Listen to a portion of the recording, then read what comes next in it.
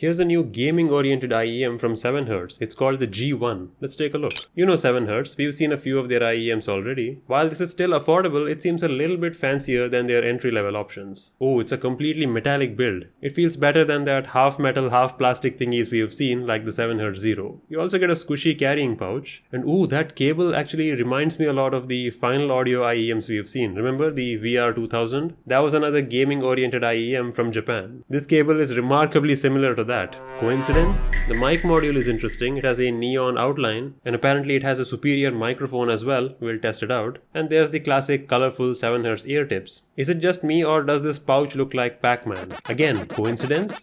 Okay, let's install the cables on these and take a listen. As soon as I wore them, I realized that they are very comfortable to wear. The cool metal feels nice and the shape makes it stay in without sticking out too much. That's what she said. But testing the sound, I had some mixed opinions. Well, listening to music, it was great. It was mostly a Harman style tuning with a great emphasis on treble. You can see a giant spike there. And that is good. It brings a lot of sharpness to that one area, although not very wide. Like the treble is not extended, that one aspect seems very loud. And compared to something like the 7Hz Zero, you can see it has more sub bass and higher treble, so it sounds more energetic. You know, a fun, engaging sound which may be nicer for activities like gaming, which usually have a lot of engaging sound effects, the voice chat, and background music and everything. This may be nice for that. But when I tested out the stereo, like the spatial sound imaging, I was a little let down or a little bit disappointed. Mainly because the sound seems to be distributed more behind your head rather than in front of it and back neutrally. Like it doesn't seem to be properly centered around your ears in all scenarios. Like when I was testing out the DTS directionality,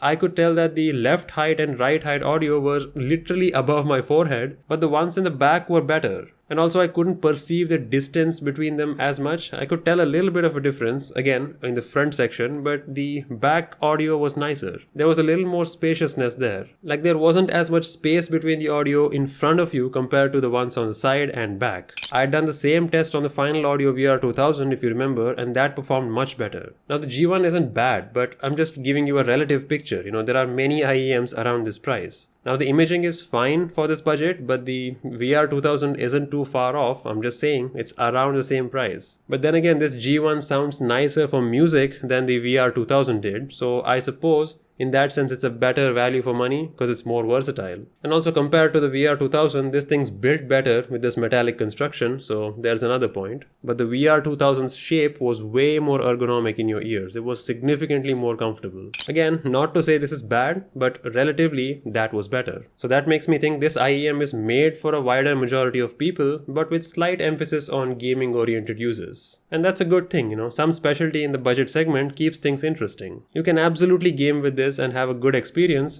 I'm just saying there are better options for gaming alone. But if you wanted an all-rounder, a bright, punchy sounding IEM with lots of bass, great treble, not a whole ton of details as such, but again, given the price, I'm happy with this. I have to keep reminding myself and you of the price because I've shown you some pretty expensive IEMs as well, so keeping expectations in check is important. So for those who are asking me to check out some gaming-oriented IEMs, here's another one. That brighter treble response makes it more suitable for gaming. So along with a few others in this price like the Rose Technics Aurora Ultra, which I have recommended for gaming due to its light design, here's an option that's built better and has a nicer mic. Well, here's how the mic sounds on the Salnotes G1. This is how it would sound when you're using it for gaming or phone calls. Apparently it's better or slightly higher quality than generic IEM mics. You let me know if that's true. Nay. And just for comparison, here's the stock cable mic from the Salnotes Zero. It's more affordable than the G1, but this is how it sounds. If you had the budget for both, which one would you go for? The G1 or the Final Audio VR2000? Let me know.